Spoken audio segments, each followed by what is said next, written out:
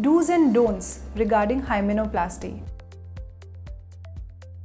Whenever you are planning a procedure such as hymenoplasty, it should also be timed according to your menstrual cycle.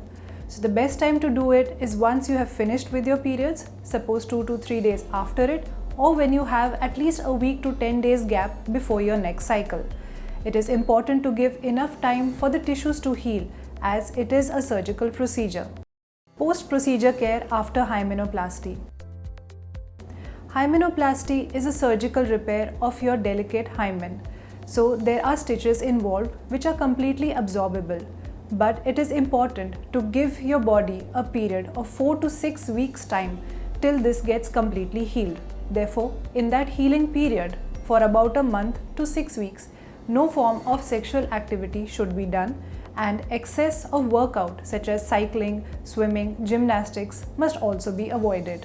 It is important to take care of your hygiene during your next menstrual cycle so that you are free from infections and pain during the healing period.